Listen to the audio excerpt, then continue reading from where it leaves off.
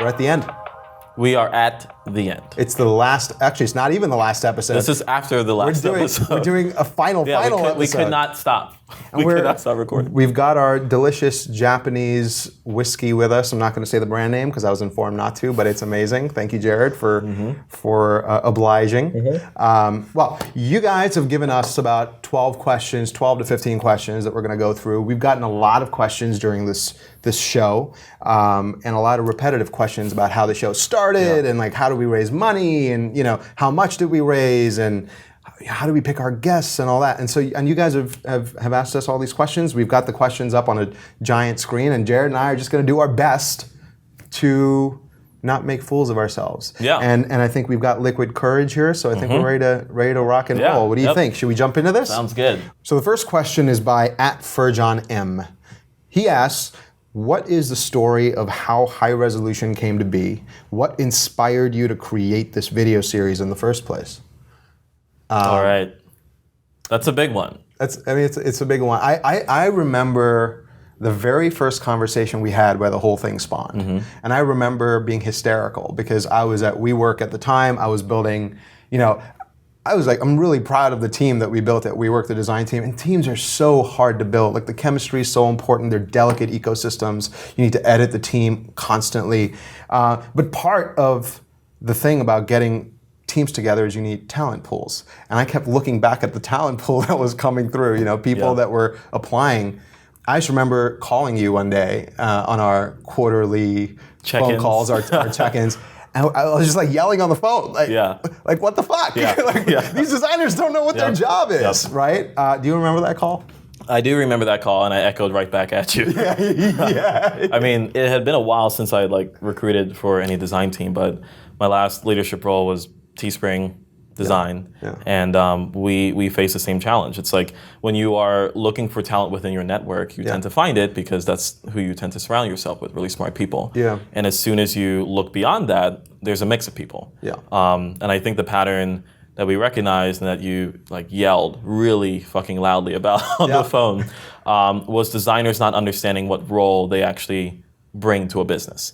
And in turn, businesses not understanding why they should invest in design. Exactly. And I just remember us complaining for about 2 or 3 hours, and then we realized that we were doing what we don't like to do, which is complain and not throw up a solution.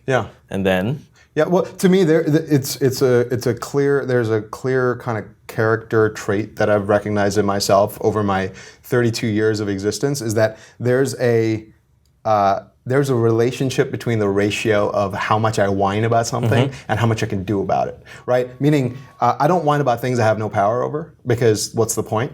But if I whine a lot about something, it probably means I could do something about it. And I was whining a lot about this problem. I think that to me was the moment where I was just like, Jared, you and I, we've got to do this thing. Let's just let's stop whining about it. Let's stop moaning about it. And let's just do the thing. And I think, so that was the spawn of what turned out to be this amazing journey that has taken 11 months for us to get through. Almost, wow, Think of that. Almost a year. We started September, October of last year, so about 10 to 11 months to get through the whole thing. The inspiration for this was a fewfold. First, schools are inadequately equipping designers to think about what their real job is. I think you and I agreed on that fairly early for the last few years at least. Next, I actually don't think that there were enough resources out there for designers. Did you watch the Envision documentary? Yeah, I saw Design Disruptors. Okay. When I saw the documentary, I was so excited because, and John Maeda said something in that documentary, if you recall it, where he said, typographers have Helvetica, industrial designers have Objectified, and digital designers don't have something in Vision. You guys are doing the thing. And that was the first time, at least for me, where it just it clicked. And I was like, someone's got to do that and just do a deep dive on digital design, creating digital products. And they have such a position in our lives. It's such an important position in our lives today. But anyway, I'll stop talking. Now you tell me about your inspiration about the show and what inspired you. Yeah, so I've always been a fan of podcasting. I actually attribute a lot of my early career to a podcast we had a few years ago called The Industry Radio Show. Yeah. That was based off of a blog I did with a friend of mine, Drew Wilson, called The Industry. And I remember we stopped doing that show back in 2013 when I moved to San Francisco. Yeah. And there was this void for a long time that I felt. Yeah. I wanted to talk about design again, but I wanted to do something differently. Yeah. And what we did with that podcast, and what a lot of great design podcasts do, is they focus on the background of the designer, right? So the first question tends to be, how did you get into design? And or tell us about yourself, right? And the intention is for a 5-minute answer, but we love talking about ourselves, so it ends up being like 30 minutes or the whole episode. Yeah. And the information is very useful because some people get to see themselves in someone else and realize that they can actually go out and do that thing, right? But for people who are already doing the thing, there are not many takeaways as far as how you can get better at your job today. Yeah. And we recognized that we had this opportunity to do that. So when we had this conversation and we were like, okay, let's stop whining, let's do something. Should it be a podcast? Should it be a show? Yeah. If it's a show, is it a limited series? Is it seasonal? Whatever, right? And I just remember the amount of constraints that we put in on this project in the beginning. I loved that we and did that. all of those things, honestly, that's one of like, there's a question later about takeaways. That's honestly one of the biggest takeaways. Yeah. Like, hold yourself accountable by telling other people and setting really, really hard constraints. Right. And one crazy constraint we gave ourselves was 25 guests. Yeah. Right. So this is not an ongoing thing. Yeah. It's not going to be 186 episodes or 900. It's 25. Yep. Right. And then the other crazy one was video. Yep. Which was like... I love how naive we were about video. Yeah. Thank goodness we found Searle. But video is so hard. Yeah. Like it's especially traveling around the country, talking to people, and we had these insane 2-hour windows where we had to zoom into, Instagram or Facebook. I want to talk about that at some point. Yeah, and Paul and his team over at Searle just trying to figure out the lighting, trying to figure out the best angles for us to shoot at. This is the first. The moment we walked into these rooms was the first time we saw the rooms. So we had to assess within about 20 minutes. Well, we had to assess within about 2 minutes what the best angle was to shoot from, and within about 20 minutes set up all our equipment. And that was really hard. And we were doing at one point 2, maybe 3 interviews a day. Yeah, we had 1 3 interview day, and I remember I literally died that night. Do you remember the cucumbers on my eyes? Yes. Oh no, tea bags. Yes. It was tea bags. Yeah. Like every night, it was like this ritual. Tea bags, I tried it one my eyes night were too. just puffing out. It works, by the way. Tea bags work. Yes. Anyway, for John M., how did this come to be? It was a pure passion project. Yes. I had a full-time job. Jared had a full-time freelance job. Like this, we did this out of love, man. Like we actually don't know if for John's a man, but He is. He is. Well, we did this out of love, man. Like we came out of this. This is what the best kind of passion project you can imagine. It's in an area where you can influence it. It's in an area you understand deeply, and you get to meet the best people at the thing. In the world. Yes. So I hope that. I hope that was satisfactory, but that's how it started. All right, let's move on to the next question. All right. So the next question is by @Nishant Bazard or Bazard. How did you select guests and convince them to be part of your series? All right. So we have this crazy, super organized, super detailed spreadsheet that shows all this stuff. This is all you, man. So I hope we're definitely going to share that publicly, and you can pretty much just copy paste it. But we realized that a lot of the subject matter that was going to come out of this project was going to be thematic, right? We knew that there were emerging themes like storytelling, process, design education, research, data, etc. And we wanted to make sure that we covered all of those topics. So we listed out the topics, and we just listed out all the names of the people who we felt can cover those things. But we don't know everyone. So then we went and reached out to every single one of those people and asked them for 2 to 3 recommendations. And then the list was like high hundreds of names. That's right. And then we just went through each of them and basically vetted them. I remember like every night Bobby and I would like take 10 names each and just go and see if we can find content on this person. If we couldn't, we moved them lower on the list, not because we didn't feel that they couldn't speak to it, but we couldn't validate ahead of time whether or not they can actually speak to the subject with authority. The people who we found, we would vet them, move them through this phase, and when they hit a certain level of validation, we would then make the first approach. I think I remember the ultimate validation to me is when more than 3 guests mention the same name. And then we like plus one. Yeah, so Maria Giudice, she wasn't on our initial list, but enough guests, because I wasn't familiar with her work. Yeah. And Facebook, her work at Facebook and Hot Studio, Facebook has so many stars there. But enough people said her name, where I remember hanging up the call, I think it was with Kate Aronowitz or something, where we were actually talking to her about it. And we called each other back.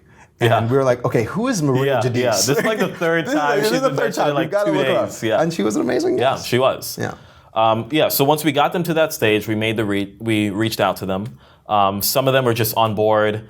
Some of them took some finessing, some conversations. Yeah. Some of them, actually a lot of them, this was the first time they'd ever done an interview of this caliber, on video or even just an interview altogether. So it was a lot of work to help calm them down and realize that hey, you can do this, and there's a lot of benefit for you and for the audience that we're trying to serve. That's right. And then some constraint that we actually put in was 1 person per company. That's right. Because we recognize that when you think about companies like Google, Facebook, IBM, Airbnb, different cultures, some overlap in process, but different approaches to design. Yeah. And we wanted to make sure that the series was this mixing pool rather than 20% one company and 1% everyone else. Exactly. So that worked out well. Which made it hard. Yeah, that made it hard. I remember Facebook was hard. There were 20 people on the list. Do you remember Luke's phone call with us? Yeah, I do. I loved Luke. Your episode was just so amazing. But he was such a good sport. Luke told us he doesn't spend a whole lot of time in front of cameras and stuff. And he said, "Wait, so you're gonna take an hour's long content, and you're not going to edit it down?" And we're like, "No, it's gonna be back to back. We're going to share everything." And then what we realized is our calls with these people averaged 30 minutes. That's right. So we started telling them it's just really 2 of these calls. Yeah, that's right. And then they're like, all right. Yeah. I mean, when we talked to these guys, first of all, we didn't take a single one of these phone calls for granted. No. We respect the shit out of every single person. I mean, I'm stunned that we got some of the guests. Well, not anyone. Anyone. I don't think that low of myself. If someone just randomly calls you up and says sit down in front of a camera for an hour. Okay, you're right. You know why? Because that's just a weird, that's a crazy thing for a lot of people. Yeah, because a lot of them assumed it was audio. Should we just start recording right now? And it's no. We're flying to your state. We're coming in your office. We're going to sit down in a room with you and ask you questions on camera. That's fair. With 3 cameras facing you for 1 hour. Yeah. That's a big ask. That's especially for people who don't usually do that. Yeah. Anyway, so that's how we picked our guests. It took us about 3.5 months to nail down our final list. Yep. And it was a lot of work. I mean, it was a lot of after work hours. Jared and I just making a lot of phone calls to a lot of people and putting constraints around the thing so that we had a real deadline. We had a real pitch. We didn't go into these phone calls with them asking, "What is this podcast about?" We're like, "Oh yeah, we're doing a design thing." No, it was. I mean, I remember our pitch was so refined by the time we got to the 5th call. We knew exactly what. Yeah. How the top design leaders approach, communicate, and deploy design in their businesses every single day. Every single day. We got that, nailed down. Yeah. Anyway, Nishant, I hope that answers your question.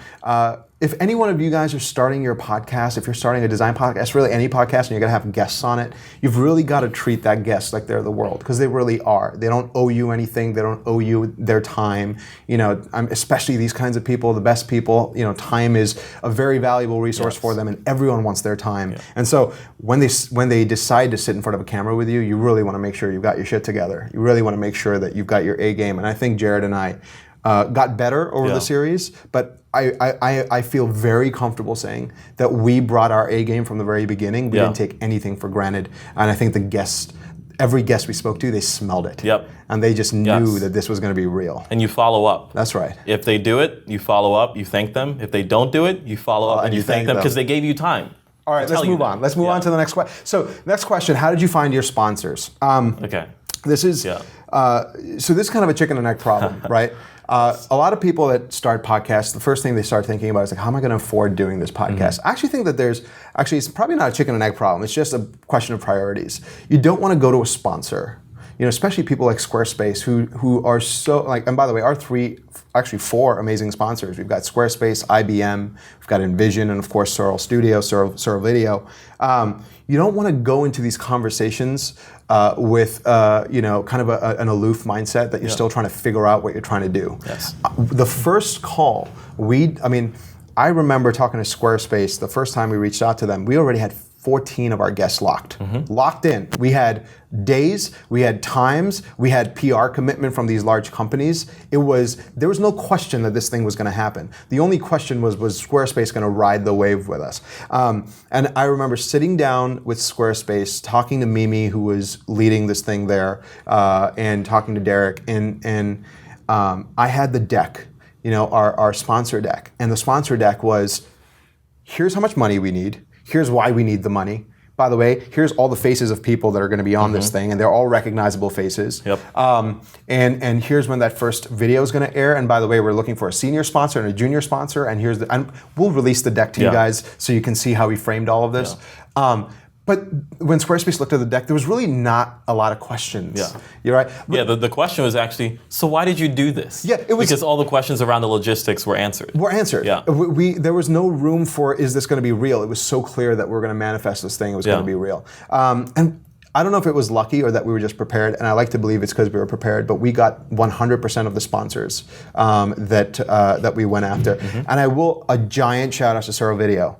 Surl was actually legitimately our first sponsor before Squarespace, if you remember this. Yep. Paul, thank you so much. Paul's sitting behind the camera there. Like, he's giving me a thumbs up. He knows the first call we had. Yeah. Paul asked a lot of questions around the show, and I knew that it was going to be hard to get someone to commit to doing video because video is so expensive, tens of thousands of dollars for 25 interviews, hour-long content needs to be edited down, all that stuff.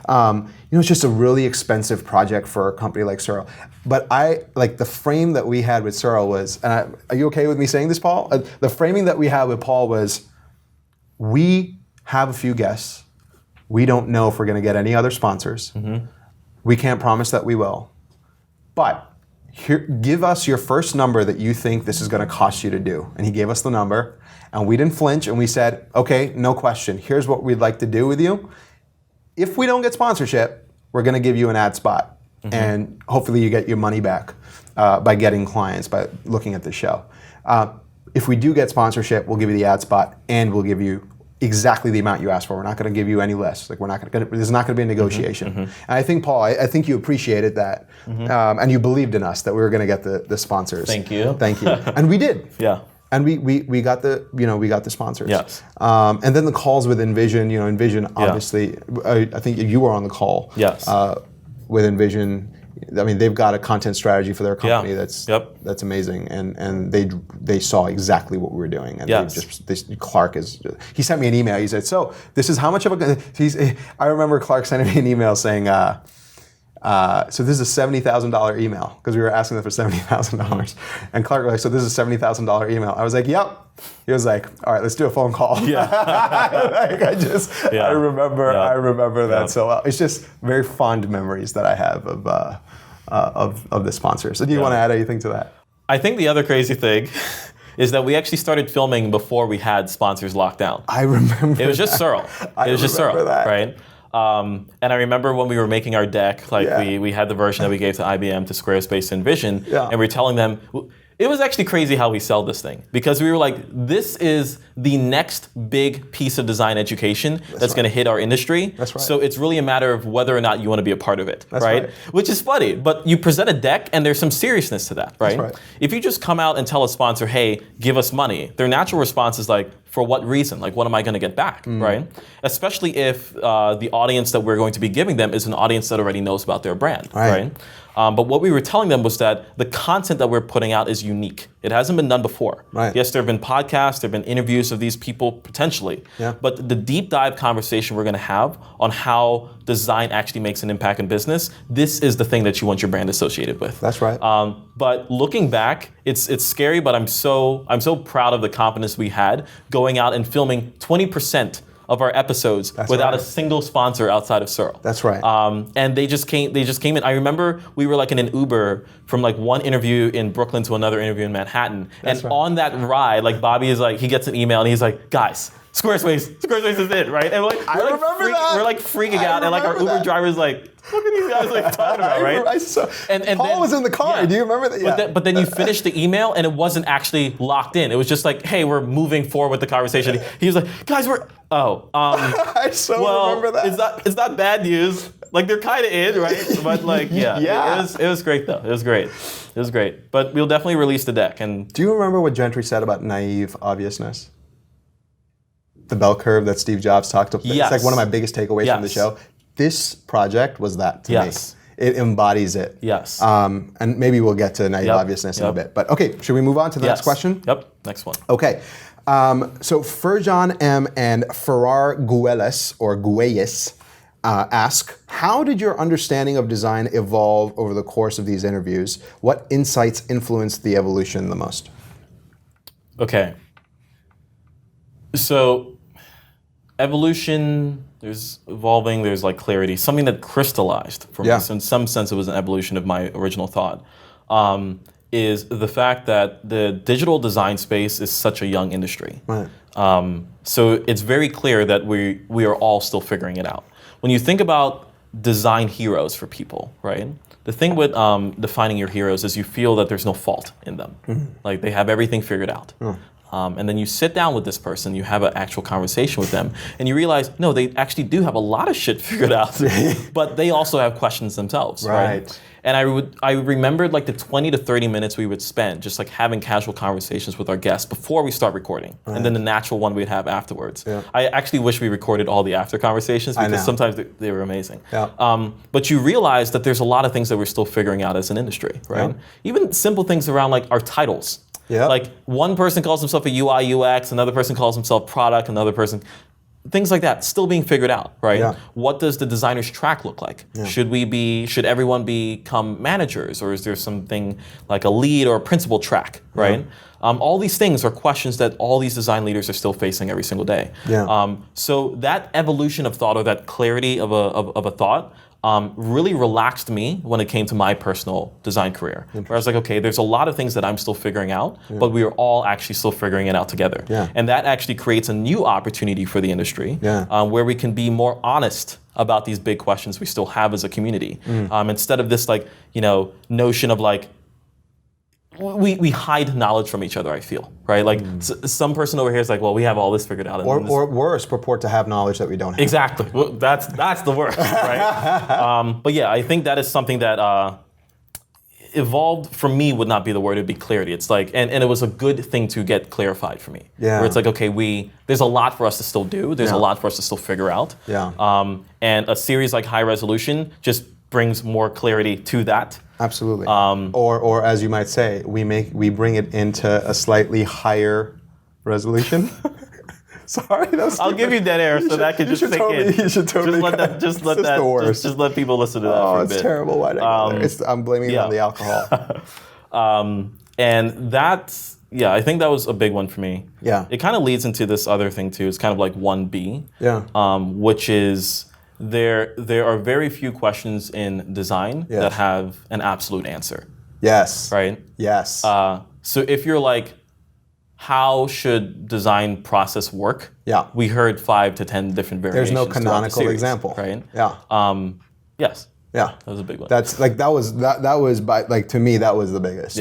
And I love that we framed every episode with the same first question, because to me that framed my biggest insight that you just touched on, which is design, at least in our industry, doesn't have a canonical law or rule of what it is, what it should do. However, I will say Jared Spool's answer on what design was to him was my favorite, where he said it was the rendering of intent. It's so clear. It's just so simple, right? Like that's what you strive for, is to be able to explain things in like really simple words. And I think Jared really did a good job with that. The other thing that I think was a massive aha moment for me. Daniel Burka's episode where he talks about design being the scientific method for a business. Okay, why is that such a big deal? Yeah. So why is that such a big deal, right? It's so easy to just overlook words and just say, oh yeah, scientific method of the business. I get it. You're testing things, you're prototyping things, and then you eventually find answers or you disprove something, and it's really important to be able to disprove things. The thing that I loved about that is it gave me, and really hopefully everyone watching, the vocabulary to take to people in the business, to use terminology they understand. So when you say things like design thinking, they might not understand it because the word design is kind of looked over, right? But when you say things like scientific method, well, we studied the scientific method in school. There's a whole class on that. I'm perked up, I'm listening. What do you mean by that? They lean in and they ask questions. And it's you can design that vocabulary by using words people understand in order to bring them and be inclusive of what design is. That was like a massive breakthrough for me, which seemingly is like, it's a small detail that to me, like and if you guys go back and you listen to every episode again, which we really hope you do, because there's so many nuggets. I've been listening to older episodes and I'm getting new stuff out of it. But listen for the simple ideas. And I don't think that that's an obvious thing to do. The simple ideas are the ones that you can translate and bring into the company. The bigger, more aspirational ideas are harder. But the way you get, million men to walk 1,000 miles, as the saying goes, is with that first step. And to me, the first step is, how can we listen to each other, and how can I make it so that you hear me and that I'm not talking over you? So scientific method for business just stood out to me as one of those moments of many moments inside of the series. Okay, shall we move on to the next question? Fantastic. The next question is by also Furjan, at Furjan M. What are the most important takeaways that you would want to share with the upcoming wave of new designers? Well, we kind of touched on this in the last question. Okay. But understanding that there's no one answer to any question. Right. I notice when I interact with any design newcomer, whether they're in college or fresh out of high school or just discovered design yesterday. That's right. They come with a set of questions with the expectation that you have a bulletproof answer. That's right. Like, you give me this, I will do that verbatim, and then I'm right. Yes. And they're let down when you begin your answer with, it depends. Like, right? Like, fuck, now I have to think about the scenario. Which I know is one of your favorite things to do. It's like, well, it depends. It depends. But yeah, like, when you come into design, design is messy, right? And design is a methodology that's best applied to mess. That's right. Right? So you got to get very, very comfortable with mess and ambiguity, right? And when you get an answer, it's really more of a suggestion and a piece of advice, and you have to figure out what situation that's best applied to, right? So if you are entering design, come with the mentality from the very beginning that everything is not going to be clear to you. And especially in the digital world, I don't think it ever will be clear to you. If you think about the kind of work we do, we are never done. That's right. So it's never like, okay, I know there's a part of the process that says define what done looks like, but that's just so that you know when you've hit a milestone. You're never actually complete. Right. So that's one big thing to keep in mind. Another thing is, I think the self-starter attitude is actually very, very, very important. It's great to find mentors, and I advise everyone to find someone that could honestly even just be your parent, to be a mentor for you. But don't expect mentors to do the work for you. Sometimes I get emails where it's like, hey, like, can you mentor me? And then my response is like, on what? Right? And then it comes back with like 2 or 3 just very blanket statements. And I'm like, that's not enough for me to move on. Exactly what do you need help with, right? And I'll try to give you some piece of advice on how to approach that situation. But at the end, it's you that has to go through it, right? So finding people and getting knowledge from them, reading resources, whether it's Medium articles, books, videos, whatever, is only going to do, say, 10% of the job for you. Now you have the knowledge, you actually have to go out there and do the thing. That's right. And doing the thing, honestly, is something I feel is not taught or pushed enough with people, right? Where it's like, I have the knowledge, I'm done. That's not it. As a matter of fact, I think people who operate without the knowledge are actually more rewarded in the long term than people who have the knowledge and never make the first step. That's right. So yeah, those 2 things, like being comfortable with ambiguity and realizing that like a lot of the work is just doing the work. Yeah, I so agree with you, man. And the couple of things that I take away for, like, if I'm a younger younger is an interesting term. If I'm a less experienced designer getting into the design field and I'm serious about it, if you're really serious about it, the thing that one of the things Gentry touched on was egoless design. Yes. We are compelled as human beings. We are just compelled to want to be right. Okay? This is not a character flaw per se. This is just a normal state of being. But Tom Kelly touched on a slightly bigger idea, or maybe a slightly more expansive idea, the idea of vujade, right? Being able to look at something for the 1,000th time, but seeing it for the very first time, and allowing yourself to be ignorant to a lot of what you think is going on based on your prior experience with it. I think if you're an inexperienced designer, you don't have any of that prior baggage. You have no experience to lean back in. You should love that. You should go into situations and just allow yourself to listen, allow yourself to observe, and try not to form opinions too quickly. I think that's really, really, really important to understand. I don't think that's very obvious to a lot of people. I mean, I was 22 at one point. I was designing when I was 16 and 22. I remember being 16, needing to be right. Like needing to want to be right. Like showing people, like, look, I know what I'm talking about. I've been doing this for a year now. You better listen to me now. Right. But that's like it's a human thing to do. But the better thing to do is to acknowledge that everyone has that, and then to acknowledge that the better thing to do is vujade. Allow yourself to look at things with fresh eyes. I think actually admitting, you just mentioned it, like admitting that it is natural is a very key point. Absolutely. Because when you don't do that, when you do that, then you realize you're fighting against human tendency. That's right. When you don't do that, you feel like there is something that you are missing that everyone else has. Like you're alone in this in this how problem. is everyone else able to do this thing and not me? It's like, no, they actually all started exactly where you are. Absolutely. And they built that muscle. Some of the smartest people I know have this problem. But the people that are smarter than them, they fixed it. They fixed it. But they had the same problem. Yeah, exactly. Okay, let's move on to the next question.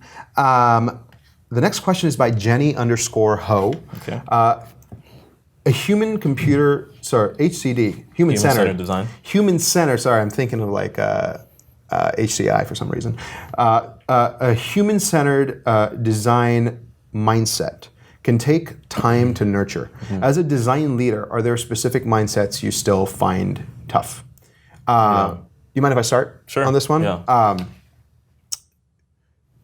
So I actually don't think the human-centered design mindset is something that needs to be nurtured per se. I actually think it's the most obvious way to design if you think about it, right? Designing for people by watching those people and then fixing problems for them is way easier than you going into a hole and being the lone genius and coming out with some big idea, which is almost never how design works. Actually, I'd say that's never how design works. That's art. It's really hard, but you're right in an aspect in that it's not that it takes time to nurture. I think it takes time to get. Like it takes time for people to understand that is kind of the way that you should be doing design. But the latter part of your question is, as a design leader, what mindset do you still find tough?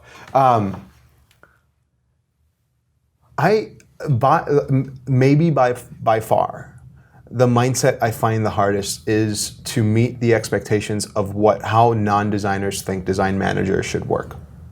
Meaning, I find it really hard to not be in the work.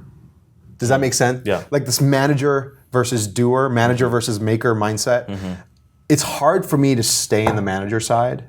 I am compelled to contribute in the pixels, in the field, lead from the front, be in the thing, be in the thick of it, observe, draw conclusions, and contribute in that way. And I think it's hard because people that report to you want the chance to do it themselves because they want to make you, the manager, look good. They want to show you that they know, you see what I'm saying? Like they want to show you that you hired the right person.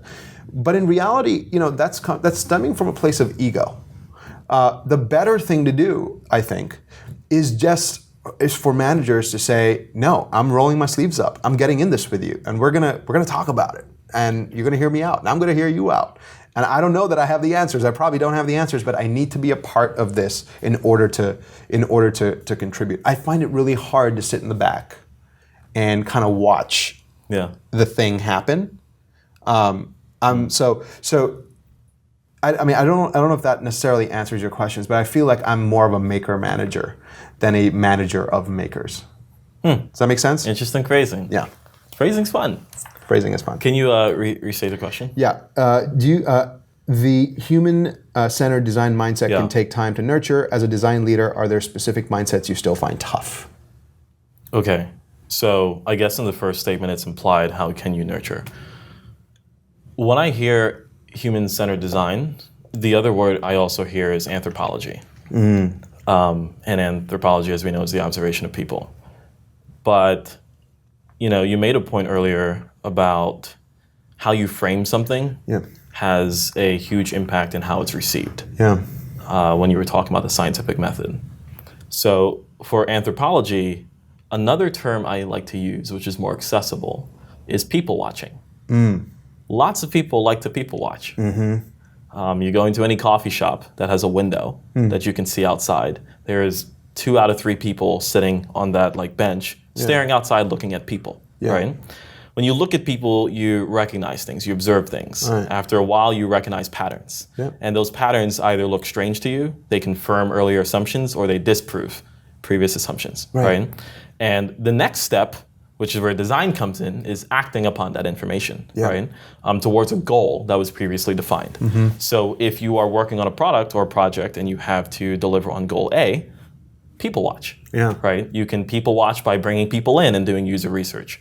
You can people watch by doing surveys, right? You're not actually observing the person, but you are receiving their response. There are many tools, usertesting.com, whatever it is, full story, whatever it is, it's people watching, right? The next step now is recognizing the patterns that you identify, right? And acting upon that information. And of course, there are other things that play into it, structuring your questions, knowing what to ask, et cetera. And Rochelle touches a lot on this in her episode. But once you have that, then you act on it. And all the things that we get excited about with craft, that comes then, right? So I believe that when someone thinks about human-centered design or anthropology from that lens, where it's something that you are actually, it's natural. It's natural to just observe people because we're naturally curious, right? When you realize that's the inherent skill and you build upon that, it's something that just takes time, but it's something that you're capable of doing. It's not something that's actually hard, right? As far as a was it method or methodology? What was the second part? That's something that's hard to develop. Yeah, what are the mindsets that's still difficult for you? Yeah, so I try not to focus too much the names of these mindsets. It's just more how am I thinking? Of course. But one that is oftentimes branded, and it's kind of like Bourdieu, is beginner's mind. Beginner's mind is something that you inherently have when you start anything brand new because you've never interacted with the thing before. If you are working on a side project for a year or 5 years in, if you're working at a company a year or 5 years in, you kind of lose that ultimately, right? Because you've been looking at the same shade of blue is oftentimes a joke. You've looked at the same flows, nothing's new to you, right? So when you come in, you can sometimes tell how long someone has been working on a product by how they enter a meeting, right? There's the person who comes in super giddy, okay guys, we're gonna solve this thing. And then there's the person oh fuck, another meeting on this project, what is this thing gonna be over, right? And you dissect that attitude, and a lot of it is actually the absence of beginner's mind. You feel like you have it all figured out and that you're just operating or iterating on a 2% window. So you're this is a waste of time. So for me, that is actually something that I fight with all the time. Now, I'm aware of it, so I try to catch myself in the moment, but I honestly don't do it all the time. But I think that's one of the best things that I can work on myself. Sure. Because if I do that, it leads to a lot better solutions. You have that same energy and excitement when you face a challenge. You realize that yes, you're not throwing away all the work you've done before, but you realize that we're clearly not done, otherwise we would not be having this meeting, right? So imagining I did not touch anything in the product before this thing, and I'm looking at this thing for the first time, what would I do differently, right? And it's actually interesting, if you catch yourself in the moment and you make that change, you will always see something that you can improve, always, right? So yeah, it's very hard. But for me, that's something that I'm investing in, and I think that if anyone invested in just that, they will actually see the returns in their designs. Completely agree. Should we move on to the next question? Jenny, I hope that helped. Hopefully. In your opinion, what separates a strong designer versus a weaker designer? Again, Jenny_help. Okay. Okay. So there's no absolute. This is just one of many. So I love that you needed to breathe for a second. It's like, oh God, it's such a long list. Pick your top two. Pick your top two. So there's the designer who realizes that they are part of a whole, and then there's the designer who thinks they are the whole. The designer who thinks they are the whole is the weaker designer. Sure. This designer is the person who literally operates in a hole, right? In a hole, H-O-L-E. Yeah, yes. in a hole. They don't sit near anyone, yes, right? Yes, yes. They present final designs. Yes. They are very argumentative, Yeah. right? Which is not a bad thing, but it's never to arrive at a better idea. It is to defend the one that they've already vetted, Yes. right? They do not have a beginner's mind, right? That is them in a whole. There's the designer who surrounds himself with other people and realize that they are part of a whole. And that whole, I've been saying whole, circle. That circle is comprised of research, content, sometimes BD. Last night we were having a conversation about legal counsel, right? Engineers, product managers, they all shaped this product, right? And the designer who recognizes that makes better designs and is a stronger designer. And I think a big reason why we have a lot of the former is honestly because of design education. And I'm not blaming design education here, that's part. Sure. But in a lot of the programs I've seen, what ends up happening is you're surrounded by other fellow people who are aspiring to become designers, which is great. You're building your early network, you're learning together. Yes. But you go into those rooms and oftentimes, the first thing that you recognize that's missing is non-designers. There's no engineers in the room. There's no product managers in the room. There's no research. There's no data, right? So you leave and you are used to being surrounded by designers. So you join a company as the sole designer. There's no other designer, therefore I'm sitting by myself. Or you join an existing design team and you only ever operate with them because it's not natural, has not been taught to you, right? Or the flip side, someone who found design on their own and was working out of their basement or their home and figuring stuff out, you likewise are not surrounded by these other people. So it's hard. It's not natural, right? But recognizing that you are not the only person that shapes a product, you are one of many, is very critical. And when you surround yourself with these people, you make better products. Great.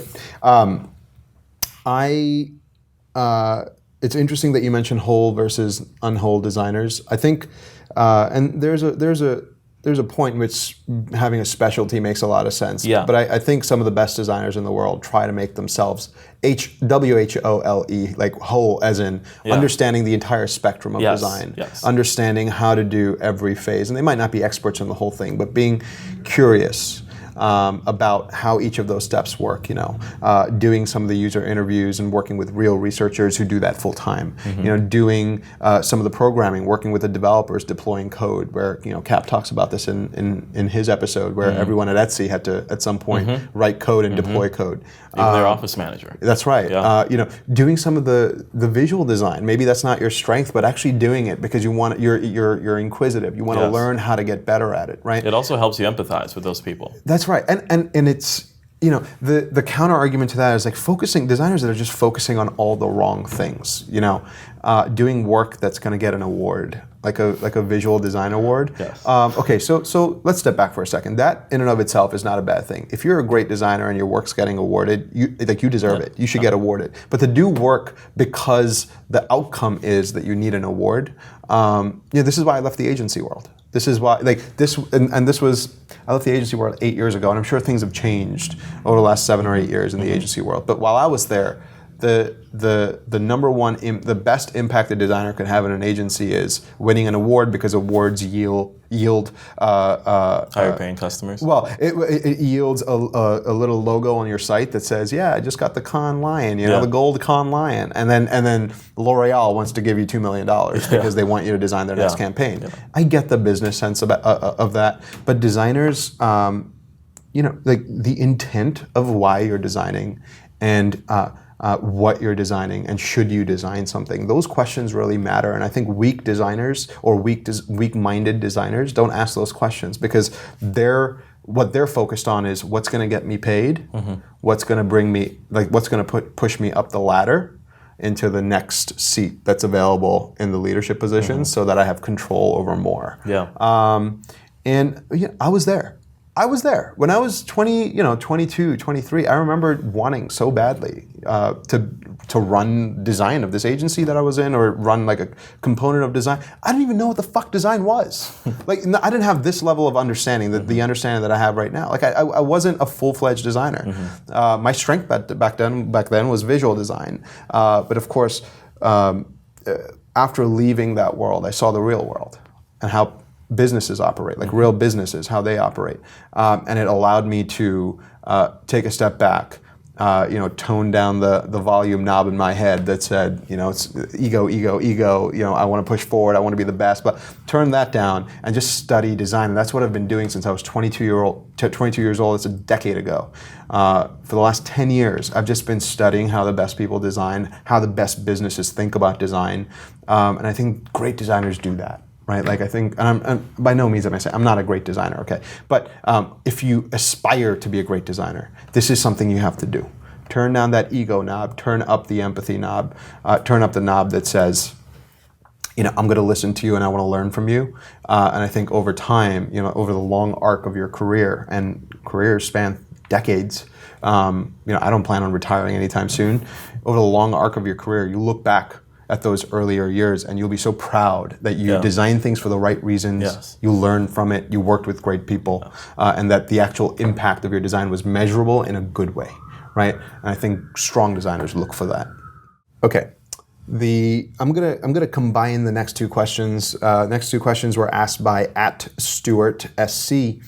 What role should design play in the political process? That was his first question. He actually asked us 4 questions, but I'm gonna go to 2. We're gonna combine them and we'll talk about design and politics. So what role should design play in the political process? And the second question is, how can design elevate the voices of the marginalized, and what responsibilities do designers have for doing that? So let's combine this into a design ethics, design and politics. How should designers be thinking about playing an active role in civic engagement and policy making how can designers be more inclusive of the marginalized? So, do you want to kick that off? Okay. So as far as involvement in politics and policy making, it's an interesting area because it's inherently biased. Like, you have an opinion, and you are designing to promote that opinion. Yeah. But that's a perfect example of where design can actually play a role.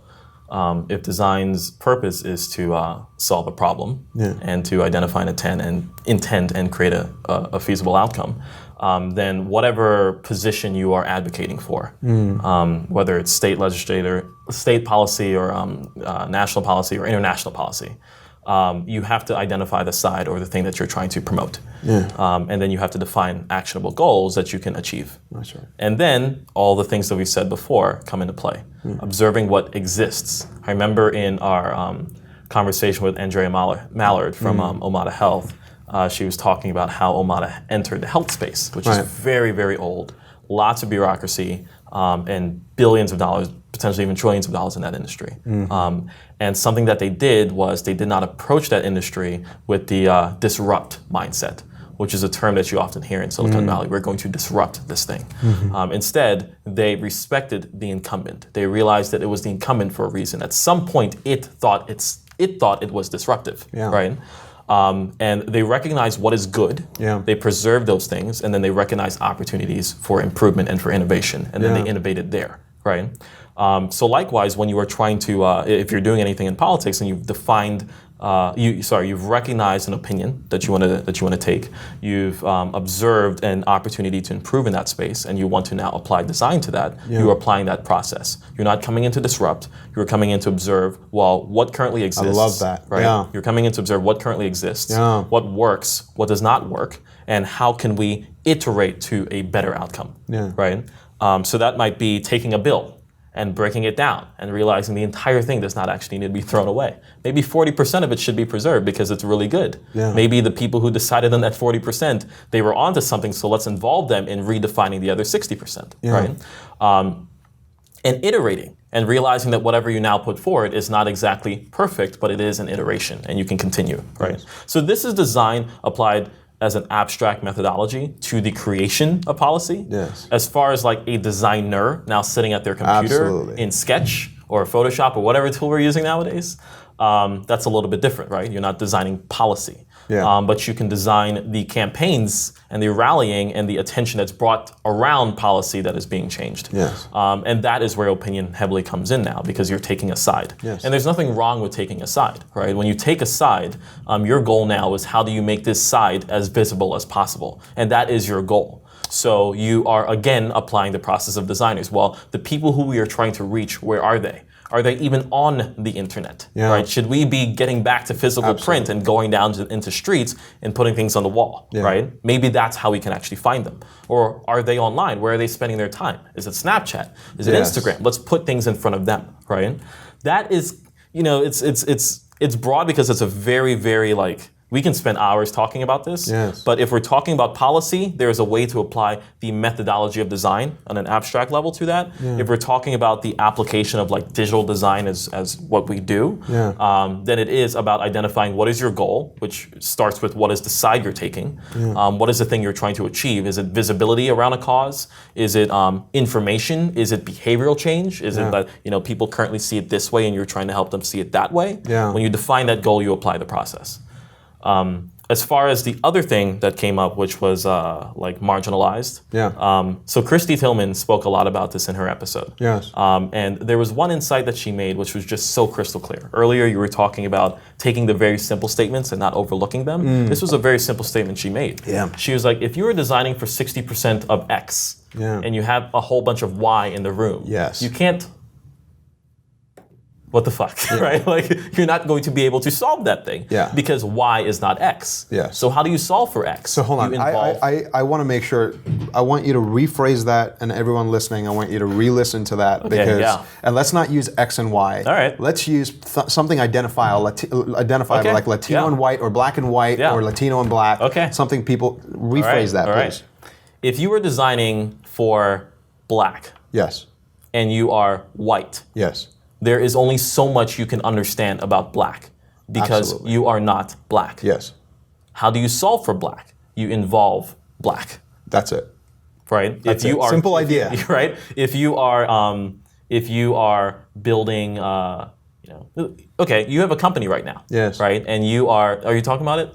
Sure. Did you just decide in this moment you're talking about? Great. Like, you're fine? Okay, Why not? Cool. Okay, so you are in the medical industry now, Yes, right? that's And you're right. focusing. Orthodontia. Okay, right.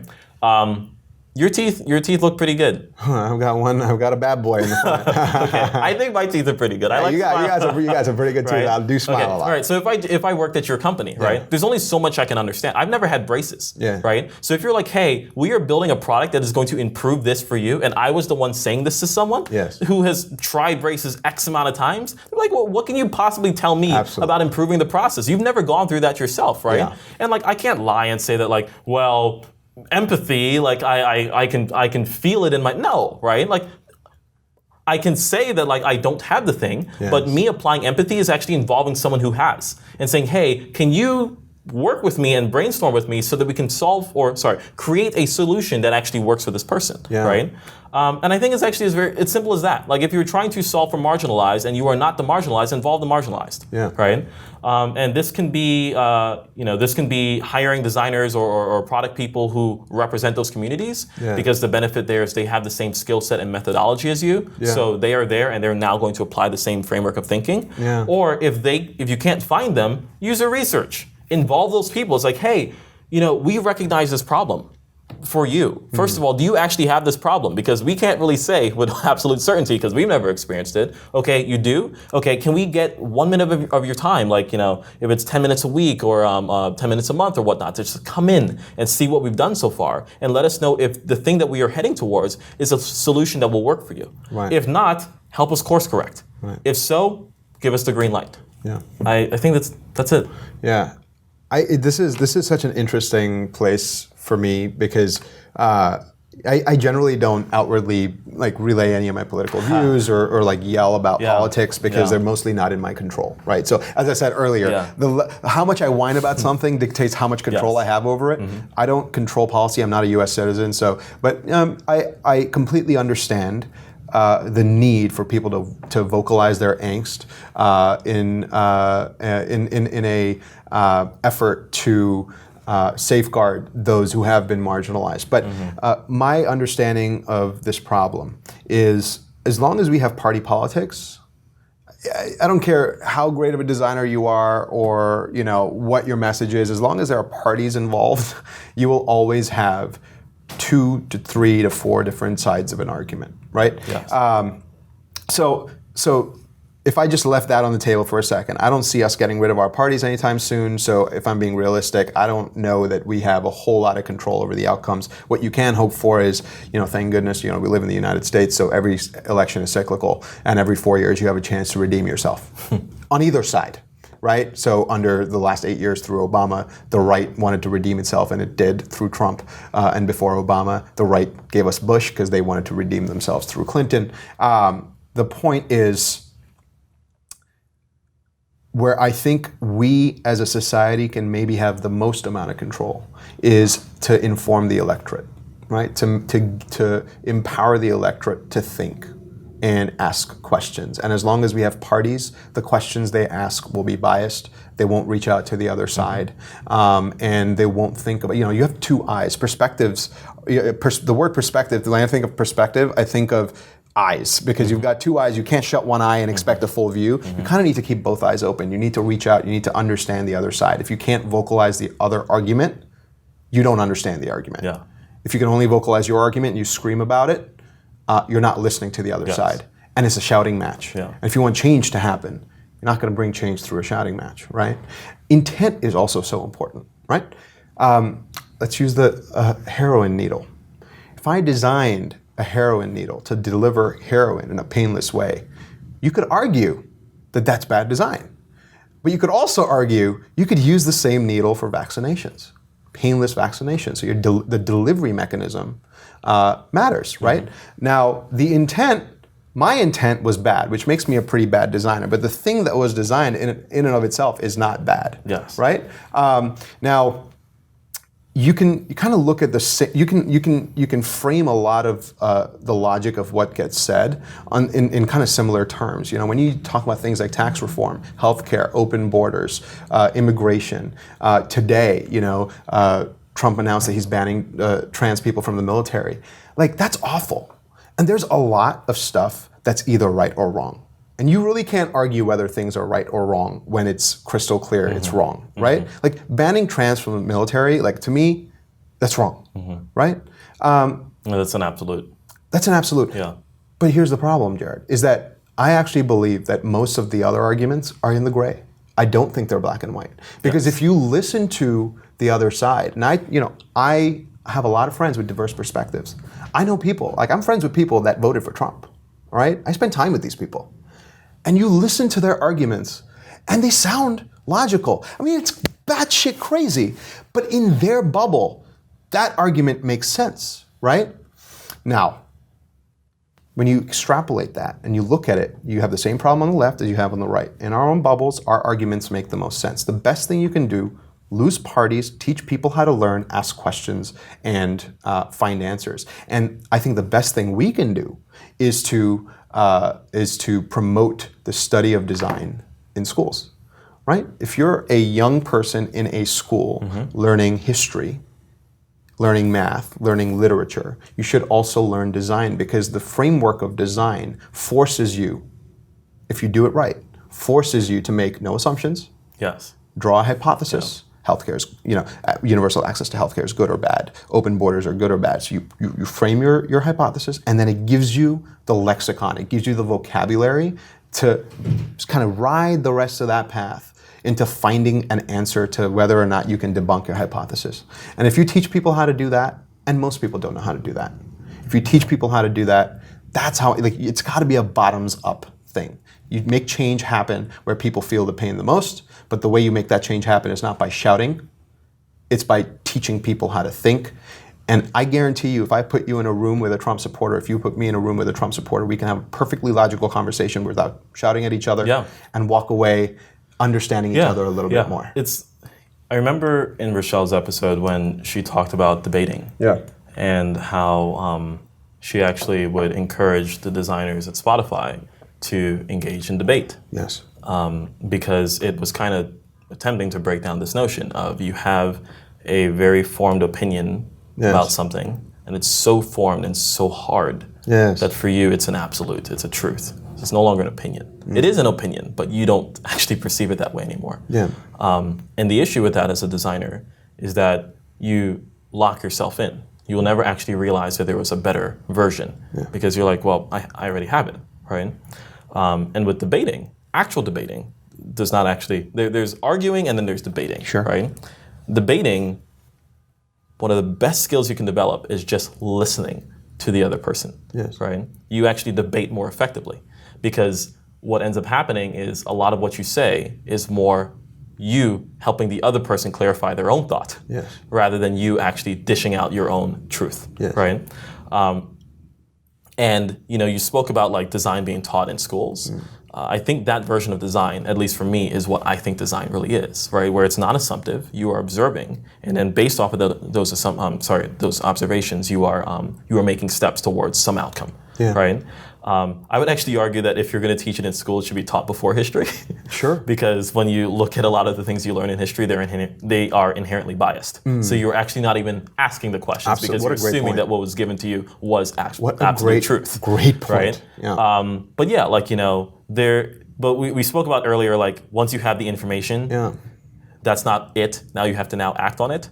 So if you've developed the skill to debate, if you've developed the skill to hear another side, if you've developed the skill to take what you believed to be true, what this person believed to be true, figure out how to filter out things that are still gray and things that are absolutes, and then act on those things, you actually create better outcomes and better designs. I think focus on things you can actually control. If you want to make change happen, leave Tech SF, move to DC, and work, like be next to where the problem is, right? Advocacy problems happen at the local level, sure, but we're arguing about things that are at the federal level, and that stuff happens in DC. You want to make, and the government is hiring, organizations in DC are hiring. So I think the better thing to do is either control the things that you can control, advocate for your viewpoint, but don't start a shouting match about it, or move to where the problem is and shout and talk to people and learn about the other side and kind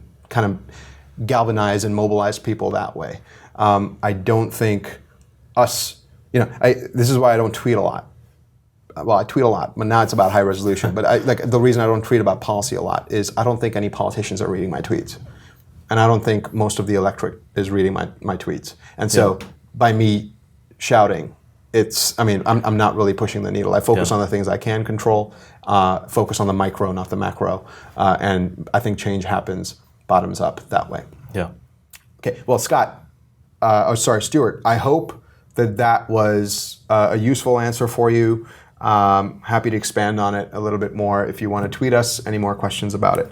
But why don't we get one light question and then we can go ahead and close out our bonus, our whole thing. That was like a heavy answer. All right. Andu Potorak at Andu Potorak asks us, can we get a sneak peek for season 2? Will you interview design leaders from around the globe rather than just in the US at this time? Should we go ahead and show them the let's show series 2 preview? Yep. All right, first time ever.